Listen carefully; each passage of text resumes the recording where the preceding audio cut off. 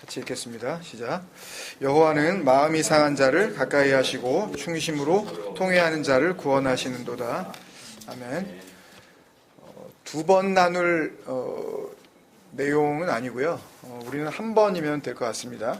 여러 번 나눌 그 생각으로 사실은 다각도로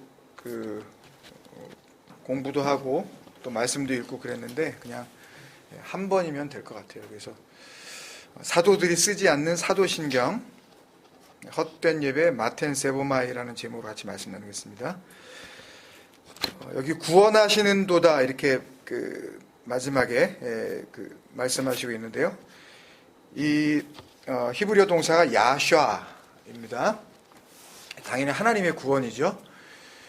하나님의 온전하고 또 영원하신 완전하신 그런 그 구원을 의미하는 겁니다.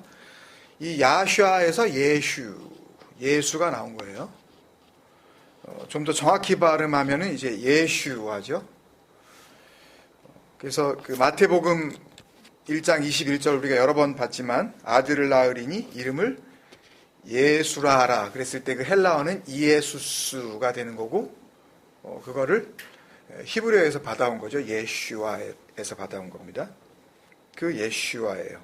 이는 그가 자기 백성을 그들의 죄에서 구원할 자이심이라 하니라. 그죠? 그러니까 이 의미를 담고 있는 그 동작 동사 구원을 하시는 거죠. 우리는 뭐 구원의 어떤 역할도 할 수 없는 거예요. 그죠? 그러니까 구원을 우리는 그냥 받는 거죠. 그냥 전적인 수동태예요. 하나님은 전적으로 프로액티브가 되는 거죠. 능동이 되시는 거고 우리는 그냥 받는 겁니다. 구원하시는 도다. 야샤예요. 시편 34편 그 맨 위에 보면 이게 언제 나온 그 고백인지 알 수가 있습니다. 다윗이 그 가드 왕, 지금으로 치면 이제 팔레스틴 블레셋 왕 아기스에게 가서 미친 채 하면서 이게 침을 흘리다가 다시 이제 쫓겨났을 때 지은 그 시편이죠. 아비멜렉 앞에서 미친 채 하다가 이렇게 쫓겨났다 그랬는데 아브 말라크 그거는 우리가 멜기세덱 할 때 배웠죠. 멜렉 그는 왕 부왕이라는 그 뜻입니다. 그러니까 왕 중에 왕 그런. 그래서 아비멜렉이 많이 나오죠. 성경에 보면 아비멜렉 뭐 아브라함 때도 아비멜렉이 살아있더니 뭐 아브라함 죽고 이삭 있는데 또 아비멜렉이 또 있고 뭐 또 사무엘상 갔는데 또 아비멜렉이 또 나오네 막 이제 그러는데 그냥 왕이에요. 그게요. 왕을 그냥 아비멜렉이라고 그냥 그들이 부른 거예요. 이름은 그 사무엘상 보면은 아기스라고 나오죠. 하여튼 그 앞뒤 전체 그 흐름을 다 봐야 되지만 오늘 이 본문 한 문장 안에도 하나님의 그 온전하신 구원이 뭔지 우리에게 잘 알려주고 있습니다. 그러니까 이런 식으로 여호와는 마음이 상한 자를 가까이 하시고 충심으로 통회하는 자를 구원하시는도다. 이런 문장을 그 수사법상 국어 문법상 대꾸법이라 그러죠. 비슷한 사실상 같은 의미의 다른 표현 몇 가지를 계속해서 이렇게 나열해 나가는 거. 그러니까 마음이 상한 자와 그 뒤에 나오는 충심으로 통회하는 자가 같은 의미를 가지고 있는 거예요. 그죠? 그리고 가까이 하시고 하고 구원하시는 도가 같은 의미인 거죠. 이렇게 대꾸를 이루고 있는 거예요. 그래서 구원하시는 도다가 담고 있는 그 정확한 은혜를 우리가 잘 알려면 그 구원하시는 도다도 잘 살펴봐야 되지만 또 뭘 봐야 되겠어요? 가까이 하시는 도다도 알아야 되는 거예요. 그게 말씀을 대하는 방법이에요. 또 뭐 더 나아가서는 또 다른 말씀에서 이 가까이 하시고가 또 어떻게 그러니까 사람이 쓰는 거 말고 하나님께서 어떻게 사용하고 계신가. 그리고 충심으로 통회하는 자를 이해하기 위해서는 또 뭘 우리가 알아야 되겠어요? 그거하고 연결되어 있는 마음이 상한 자가 뭔지 알아야 되겠죠. 그러니까 제가 말씀드리려는 그 골자는 그런 단어의 뜻을 그런 사전을 잘 찾아야 된다는 그런 의미가 아니라 말씀을 통해서 알려주시려는 구원의 실체를 발견하기 위해서 우리가 할 수 있는 최선을 다해야 된다는 거죠. 그냥 대강대충 넘어가는 게 아니라. 예를 들면 아버지가 이제 자기 자식한테, 아들한테, 뭐 혹은 엄마가 뭐 자기 딸한테, 하여튼 자녀들한테 사는 게 너무 답답해서 너 그렇게 살면 안 돼? 이렇게 말을 했다고 쳐요. 메시지를 보냈다고 쳐요. 그러면 그 자식이 그래도 끝까지 자기가 난 몰라. 난 내 멋대로 살 거야. 뭐 그런다면 모르지만 그 아버지가 바라는 삶이 뭔지 알고 싶다면 아버지가 그렇게 살면 안 된다 해서 그렇게가 의미하는 게 뭔지 알아야 될 거 아니에요. 그죠? 그래야 정확하게 일단은 이걸 하지 말라는 거구나. 이렇게 하지 않겠냐는 거죠. 그러니까 그런 의미에서 말씀을 대하는 겁니다. 그냥 내가 알고 있는 어떤 기본적인 상식선에서 말씀을 이거구나. 이렇게 하는 게 아니라 정말 덤벼드는 거죠. 뭐라고 말씀을 하셨나 그게. 그러니까 구원의 주체이신 구원의 그 주원은 언제나 하나님이시란 말이에요. 우리는 아무것도 거기에 뭐 어떤 역할도 없어요. 그냥 그 하나님이 말씀하시는 구원이 뭔지, 그리고 그 구원으로서의 하나님께서 지금 가까이 하시겠다고 하는 그 가까이 하심이 뭔지, 그거를 좀 그 진리를 알게 해달라고, 그 구원과 그 가까이 하심의 은혜를 내가 보게 해달라고. 그래서 프로시코마이 하는 거죠. 그게 기도죠. 하나님의 뜻이 뭐냐고, 그게. 그러니까 그런 의미에서 기도를 해야 되는 거죠. 할 기도가 없는 게 아니라 왜 없겠어요? 말씀을 모르니까 기도를 못하는 거예요. 그러니까 엉뚱한 기도만 하다가 진짜 기도가 뭔지를 알려주고 나니까, 그러니까는 자기는 이게 기도였는데 이게 기도라 그러니까 뭘 우왕좌왕하면서 한동안 그냥 뭐 헤매고 있는 거예요, 그냥. 거기에서 멈추면 안 되는 게 당연히 그런 시기가 있죠. 어떻게 그게 단박에 이 육적인 모습이 바뀌겠냐고요. 뭐 로봇도 아닌데 우리가. 그리고 깊이 생각도 해보고. 우리 교회 우리 공동체 이름이 거기서 나온 거잖아요. 어디서 나왔죠? 이거는 이제 아시죠? 말씀은 몰라도 어느 구절에 있어요? 네, 히브리서 3장 1절에 있잖아요. 네?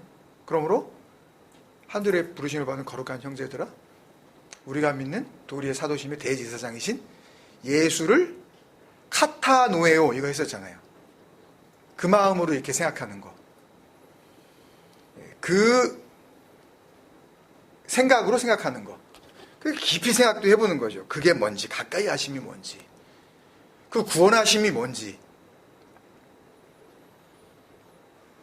그렇게 우리의 삶을 보내는 거예요. 이 주신 시간을, 이 땅에서 주어진 우리의 이 기회를 그렇게 되는 게 가난한 심령인 거죠. 그게 푸토코스예요. 그게 가장 소중한 겁니다. 나에게는 그것만 있으면 됩니다. 그러니까 다른 거를 갖다가 뭐 아예 뭐 그냥 무시하고 뭐 그냥 우리는 그냥 이제 뭐 그 말씀 속에서 그것만 하고 뭐 그렇게 하고 우리가 그렇게 살 수는 없잖아요. 뭐 일도 해야 되고 뭐 돈도 벌어야 되고 밥도 먹어야 되고 뭐. 그러니까 그런 거를 갖다가 무시하자는 이야기가 아니라 내가 누구냐는 거예요, 도대체. 나는 뭘 위해서 지금 살고 있냐는 거죠. 그렇게 말씀을 사모하는 겁니다. 그러니까 그런 이유 때문에 원문에는 뭐라고 그러셨나, 애타는 심정으로 찾아보고 그러는 거지 다른 이유 없는 겁니다. 뭐 원어가 다냐 뭐 자꾸 이제 그러시는데, 제가 언제 원어가 다라 그랬어요. 그 핵심되는 오해할 소지가 있는, 도대체 은혜로서 우리에게 주어지지 못할 때 내가 가지고 있는 기본적인 상식선에서 그냥 넘어가려고 할 때에 거기에 그냥 이렇게 멈추지 않고 말씀 안에 담겨져 있는 왜 그런 언어를 쓰셔서 그런 단어를 사용하시고 그런 말씀들을 하셨나.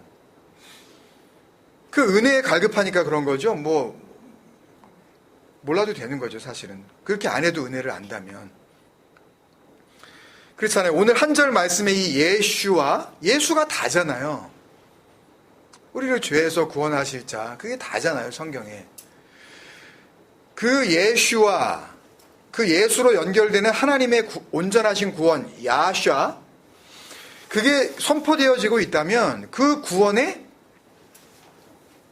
직접적인 유일한 수혜자가 되어야 할 바로 나. 그죠? 그러니까 우리에게 있어서 제일 궁금해지는 거는 뭐겠어요, 그러면?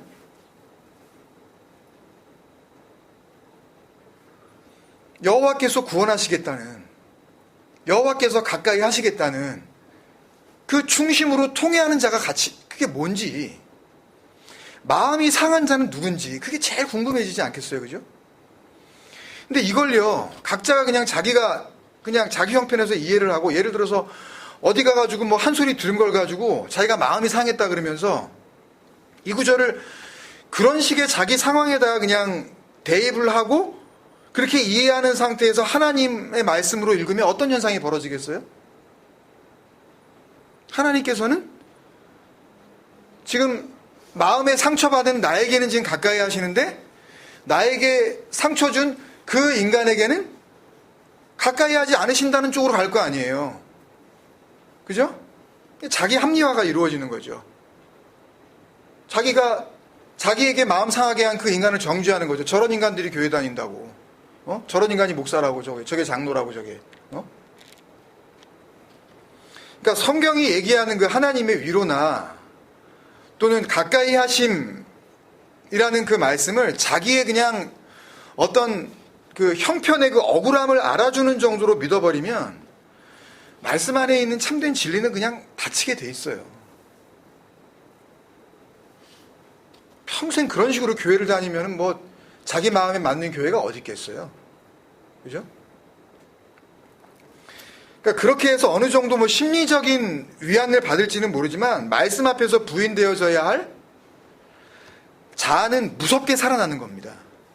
그런 교회를 다니면 다닐수록, 그런 신앙을 믿음이라고 생각하면 생각할수록 모두를 가해자로 보고 그 피해의식 속에서 상처의식으로 그냥 살아가는 거예요. 그러니까 마음이 상했다는 것을 그런 식으로 보지만 않는다면 자기가 마음에 받은 그 상처 그런 거요. 기분이 되게 막 상한 거 그런 거. 그런 식으로 보지만 않는다면 하나님의 구원과 또 하나님의 그 가까이 하심은 우리의 뭐와 관계가 있다는 것을 느낄 수 있냐면 충심으로 통회하는 자, 마음이 상한 자. 이게 뭔가 눈에 보이지 않는 마음과 관련이 있다는 것을 알 수 있잖아요. 그죠? 구원은 뭐와 관계가 있다? 야슈아는 마음과 관계가 있다. 이걸 다 하면 시간이 굉장히 많이 걸리기 때문에 하나만 한번 보고 넘어가 보겠습니다. 여호와께서 구원하시겠다는 그 충심으로 통회하는 자가 뭔지 한번 보시자고요. 원문에는 이 충심으로 통회하는 자를 에트 다카 루하흐 이렇게 돼 있어요. 루하흐는 뭐 많이 들어보셨죠.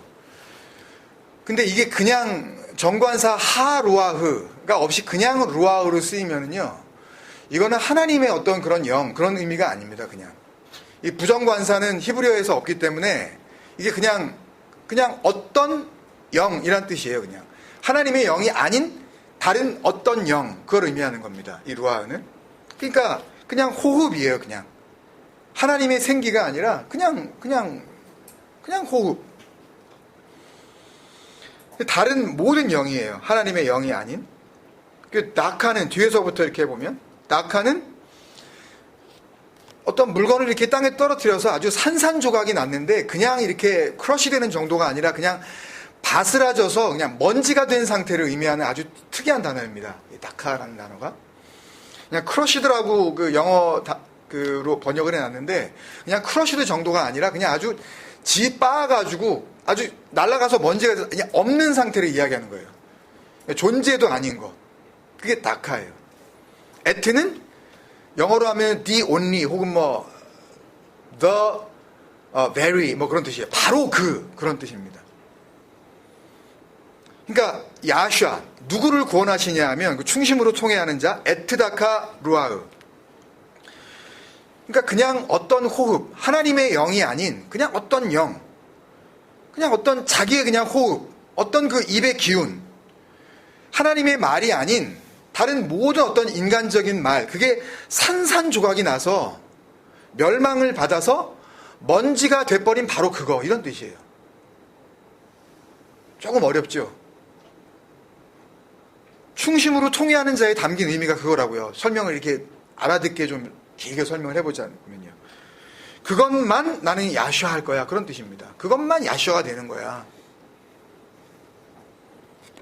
그러니까 내 호흡의 멸망, 내가 가지고 있는 진리라고 생각했었던 말은 산산조각이 나서 먼지처럼 없어져 버린 그런 상태.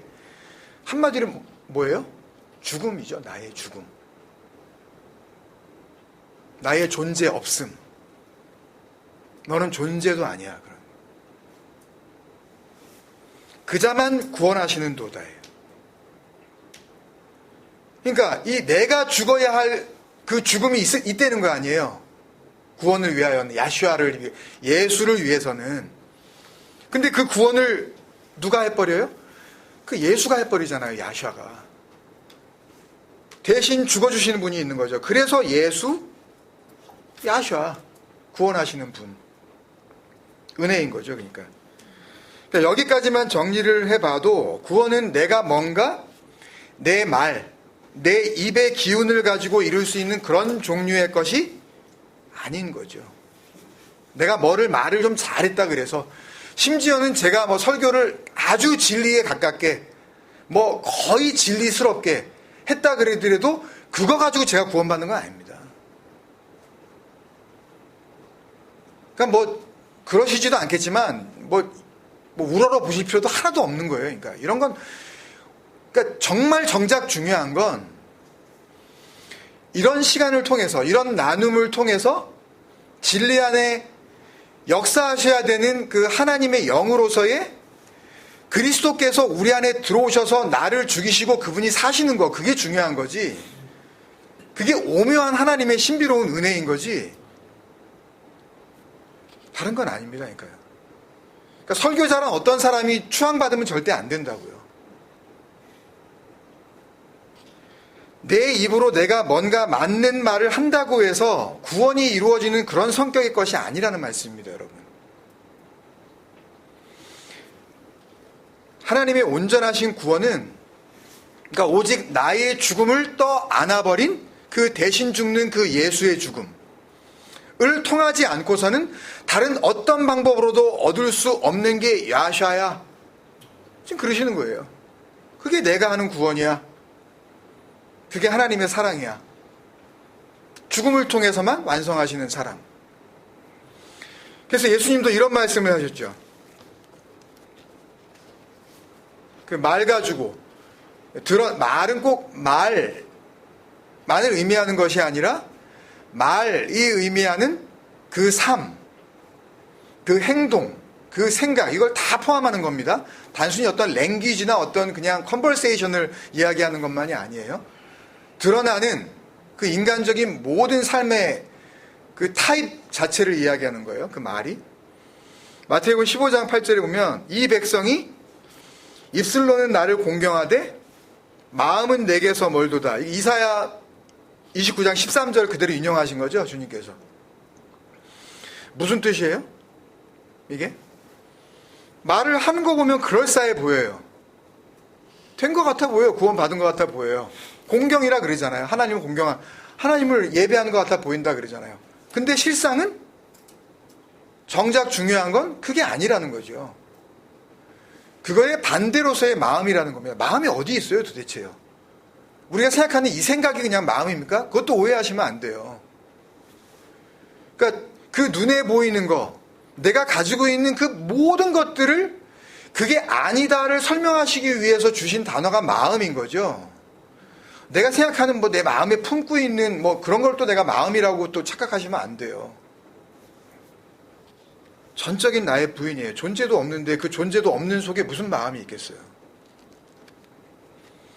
그러니까 주님을 공경하는 어떤 말, 그런 태도, 삶의 모습, 뭐 선하게 살고 남을 도와주고, 그걸 하지 말라는 이야기가 아니라 그걸 가지고 자기가 주님을 공경한다라고 생각을 한단 말이죠. 인간은 내가 예수 믿는 사람으로서 하나님의 사랑을 나는 이렇게 전하고 있다라고 자기가 고집을 한단 말이에요. 하나님의 사랑은 죽음 사랑이라니까요. 죽을 수밖에 없는, 죽어야 되는, 그래야 구원이 있는 그 자를 위해서 죽어주시는 그 사랑, 그게 하나님의 아가페란 말이에요. 근데 내가 누굴 밥을 먹여주고 그런 걸 가지고 이게 하나님의 사랑이야? 내가 하나님의 사랑을 지금 드러내고 있는 거야? 정말 답답한 거예요, 그건요.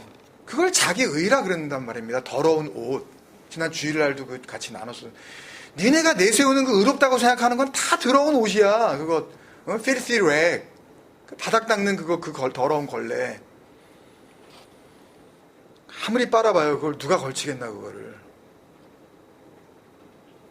그러니까 그 고백이 아무리 좋아 보여도 구원은 그럴싸한 내 말, 내 삶의 태도, 어떤 내가 조금 성화된 것 같은 그런 변화된 어떤 이제는 이를 악물고 내가 저런 어떤 이 상황에서도 절대 내가 흥분하지 않는다. 그러니까 그런 것들.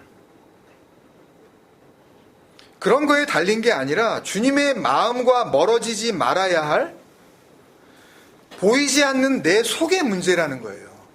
마음이 내게서 멀도다, 그 뜻은. 내 마음을 단지 못 알아준다, 그런 말이 아니라. 그러니까 그 다음 구절에 또 뭐라 그러세요? 그 마태복음 15장 9절에 사람의 계명으로 교훈을 삼아, 이게 디다스 칼리아스인데요. 교훈이라고 번역을 했는데 교리입니다. 그러니까 말씀을 체계적으로 이렇게 잘 정립을 해서 이론으로 내놓는 거예요. 그게 디다스칼로스예요. 디다스칼리아스. 신학이죠, 한마디로 얘기하면. 그러니까 은혜는 그렇게 해서 주어지는 게 아니에요. 생각을 해보세요. 정말 신학교 다녀서 만약에 진리가 흘려진다면 그러면 적어도 한국이 이러면 안 됩니다. 적어도 한국이 이 정도 수준이면 안 돼요. 윤리 도덕도 마찬가지고 교회의 수적인 부흥력? 그러니까 그거는 논할 필요도 없는 거예요. 아니 목회자가 지금 몇 명인데 예? 그런 거 가지고 되는 게 아니에요. 그러니까 신학교는 처음부터 잘못된 겁니다. 진리는 그렇게 전달되어지는 게 아니에요. 할 수 없이 목사가 아니면은 질서가 안 잡힌다 그래서 저도 그 신학교를 들어간 거고 졸업장을 따내서 그래서 어디 가서 안수도 받고 목사라는 그런 증도 받고 이래서 이렇게 하고 있지만 사실은 그게 아닌 겁니다. 이건 처음부터 잘못된 거예요. 이런 체계는, 시스템은. 그러니까 제가 여러 번 말씀드렸잖아요. 되면 정말 진리 안에서 우리가 자유를 얻으면 이거 깨야 된다고, 언젠가. 이 시스템을 네가 깨야 된다고. 누가 뭐라 그래도 잘 깼다 못 깼다 누가 알아주는 게 문제가 아니라 말씀은 그걸 우리에게 요구하고 있지 않단 말이에요.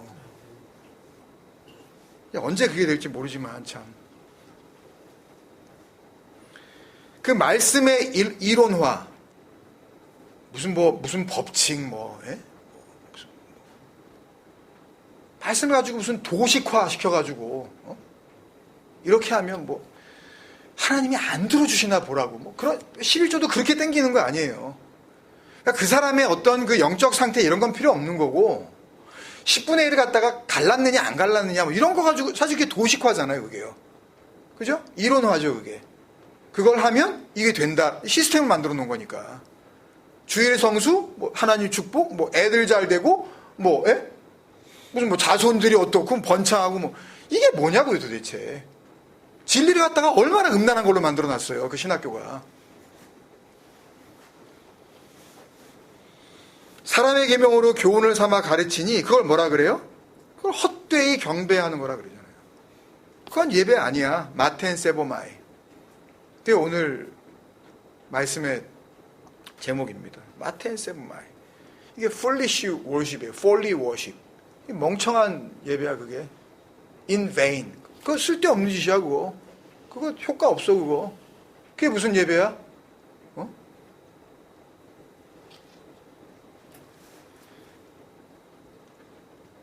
그러니까 이 말씀도 같은 말씀이죠. 아까 그 시편의 말씀과. 내 호흡의 멸망이라는 구원을 담고 있는 말씀을 인간적 입술의 고백, 그게 뭐예요? 사람의 계명이죠. 그죠? 사람들이 요렇게 말해 라고 이렇게 규칙을 정해놓는 거죠. 그죠? 그리고 그거를 도식화시켜서 열심히 가르치는 거예요. 디다스 콘테스.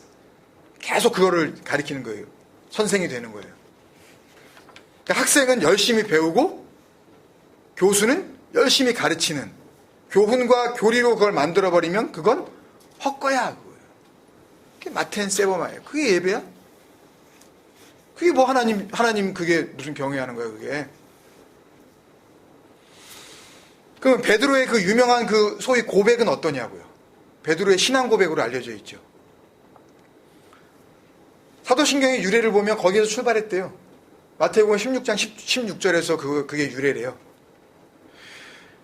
베드로가 뭐라 그랬어요? 주는 그리스도시요 살아계신 하나님의 아들이시니이다. 그랬더니 주님께서 칭찬하셨죠. 잘했다 너. 그리고 그 다음 절 그 16장 18절에 보면 너는 베드로라 내가 이 반석 위에 내 교회를 세우리니 음부의 권세가 이기지 못하리라 그랬잖아요. 그러니까 이걸 어떻게 우리가 이해하고 있냐면 보통 베드로처럼 예수님이 칭찬하시는 멋들어진 고백을 하자 우리도. 사도신경의 출발은 거기에요. 그게 뭐가 나쁘냐? 그렇게 만들어내기 시작한 게 로마 카톨릭의 그 크레도, 영어로 크리도라 그러죠. 크리드, 신조입니다. I believe의 그 라틴어가 크레도예요. 나는 믿는다. 근데 나는 믿는다라는 걸 갖다가 도식을 만들어 놓은 거예요. 예? 이런 문장을 만들어서 이거를 말하면 그러면 그래 너 들어와. 너도 기독교인. 그러니까 로마가 무슨 콘스탄티 황제에 의해서 기독교가 국교가 돼가지고 그때부터 부흥이 아니에요. 그때부터 철저한 말씀의 왜곡이 시작된 겁니다. 철저히 더럽혀진 거예요. 신조들이 엄청나게 많습니다. 사도 신조, 니케아 신조, 콘스탄티노플 신조, 칼세돈 신조, 아타나시안 신조, 종교개혁을 한 다음에 또 종교개혁자들도 그거를 본다가지고 제1스위스 신앙고백, 제2스위스 신앙고백, 여러분들이 잘 아시는 것처럼 하이델베르그 신앙문답, 웨스트민스터 신앙고백, 이거 전부 신조입니다, 이거 다. 이걸 갖다 물어보고 너 그거 믿어 안 믿어? 그거 갖다가 그 대답을 해야 돼? 그래서 그런 식의 세례 문답은 우리가 할 필요가 없는 거예요. 안 할라 그래요. 그런 세례. 그런 형식적이고 아무것도 없는 그 껍데기만 남아있는 그런 세례 안 할라 그래요. 그래서 증 하나 받고 세례 받았냐 안 받았느냐 착각하게 만들잖아요. 그거 받는 동시에 내가 세례교인인데 그게 그래서 그거 증 받아서 그거 엄청 많아요. 장로교회 신조, 미국 연합장로교회 신앙고백, 성공회 신앙고백, 감리교회 신앙고백, 구세근교리 다 달라요. 다 달라요. 진리는 하나 아닙니까? 시대마다 바뀌어요, 이게 또. 근데 예수님께서 지금 내 교회, 지금 그 무텐 에클레시안, 나의 그 교회를 세우시겠다고 하신 건 우리가 다 잘 알다시피 이 베드로의 멋진 신앙 고백 위에 세우시겠다는 것이 아니잖아요. 베드로가 지금 이야기한 그 내용 가운데에 주는 그리스도시요 살아계신 하나님의 아들이시니이다. 이거는 우리나라 말로 번역을 해낸 거고요. 원문에는 호 크리스토스, 호 휘오스, 호 데오스, 호 존토스 이렇게 돼 있어요. 호 크리스토스, 그 그리스도, 호 휘오스, 그 아들, 호 데오스, 그 하나님, 호 존토스, 그 생명. 뒤에서부터 올라오거든요. 그 생명, 그 하나님, 그 아들, 그 그리스도. 이게 끝이에요. 이걸 가지고 주는 그리스도시요 살아계신 하나님의 아들이시니 번역을 이렇게 해놔가지고 무슨 고백을 한 것처럼 그리스도에 집중되어 있다고요. 그 생명, 그 하나님, 그 아들, 그 그리스도 거기 위에다 세우시겠다는 거죠. 그 그리스도 위에다가 에클레시아를. 아니, 생각을 해보세요. 베드로나 아니면 베드로가 한 그 신앙 고백 자체가 그 말한 신앙 고백이 참 그 멋들어져서 그렇게 하는 거, 신앙 고백 그런 거, 그게 에클레시아의 그 이 반석, 토대, 그 펀더멘털이 된다면, 그 뒤에 한 서너 절 뒤에 23절에 보면 베드로를 뭐라 그러세요? 바로 뭐 무슨 다음 장도 아니고 바로 한 3절 뒤에 23절에 사나타스 그러세요. 사탄아 그러시죠. 응? 내 뒤로 물러가라. 너는 나를 지금 나는 언약의 기둥으로 세워져야 되는데 너는 나를 넘어지게 하는 자로다. 네가 뭐예요? 네가 하나님의 일을 생각하지 않고 오히려 사람의 일을 생각하는도다. 예수님 못 죽습니다. 죽어야 될 거 아니에요. 그 대신 죽으러 오신 분이. 그래야 야샤가 이루어질 거 아니에요. 그분은 죽으러 오신 건데 절대 그런 일 안 벌어집니다. 그게 사탄이에요. 뭔지 모르고 그거 헌신하겠다는 거. 주님을 위해서 내가 주님이 대신 죽겠다는데 무슨 우리가 순교를 하냐고요. 내가 어떻게 죽어요 그분을 위해서. 우리의 죽음이 무슨 의미가 있냐고요. 개 죽음이지. 그걸 원하시지 않았다. 어디 성경에 그렇게 죽으라 그랬냐고 우리한테.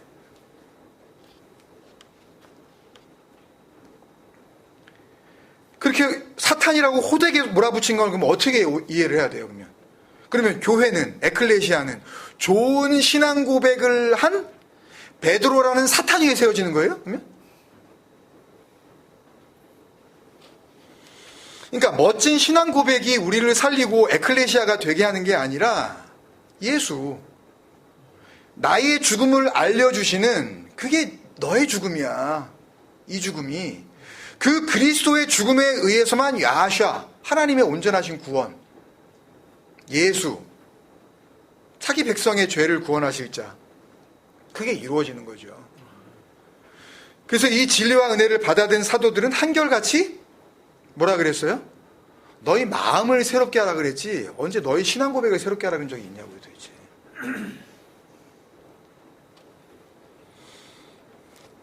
그러면 또 이런 생각을 할 수가 있죠. 오해하기 쉬운 말씀이 있어요. 하여튼 뭐 어떻게 해서든지 좀 말씀에 좀 딴지를 걸어보려고 하는 인간들은 로마서 10장에 나오는 사도 바울이 말한 거는 뭐냐고 그러죠. 그러면 만일 내 입으로 예수를 주로 시인하며, 그죠? 사람이 마음으로 믿어 의에 이르고 입으로 시인하여 구원에 이르느니라. 입으로 시인하여 나와 있네? 근데 너는 뭐냐? 그럴 거 아니에요. 입으로 시인하여. 이게 신앙 고백하고 상관이 있는 겁니까? 예? 이거 배웠잖아요, 이거요. 이걸 가지고 무슨 영접 기도니 뭐 예수님은 나의 구주가 되셨습니다. 아멘? 따라하라 그러면 그 물리적인 말 하는 걸 시인이라 그래요, 성경이? 근데 배웠잖아요. 호몰로게오. 호무, 로고스. 같은 말. 그 말씀을 담고 있는 같은 진리, 같은 영. 이라는 의미에서 그리스도라는 하나님의 진리를 그 예수, 로고스, 그 예수와 똑같이 그 안에 담고 있는 그 상태, 그 은혜의 상태를 말하는 거라 그랬잖아요. 이 시인은 예수를 주로 시인한다는 거는 그 예수님이 나의 주인이세요. 그게 무슨 시인이 되겠어요. 근데 이 사도들이 다 죽고 나서 이 진리와 은혜를 가르쳐준 이 호몰로게오, 입으로 시인한다는 것이 뭔지 이거를 잘 알려준 사도들이 다 죽고 나서, 그리고 나서도 한 200년 이상이 훨씬 더 지난 뒤에 태어난, 지난번에 조금 말씀드려서 터툴리안 뭐 이런 사람들, 교부들 가운데에 암브로스라는 사람과 루피아누스라는 사람이 있었어요. 이 이탈리아 그 밀라노 지역의 그 사제들이었는데 AD 380년경에서 400년 사이에 활동한 사람들이니까 맨 마지막에 이제 사도 가운데 가장 늦게 그 죽음을 당한 세례 요한이 대략 한 AD 90년경 뭐 이때까지 살았다 그러니까 거의 한 280년 정도 지나서 활동한 사람들이에요.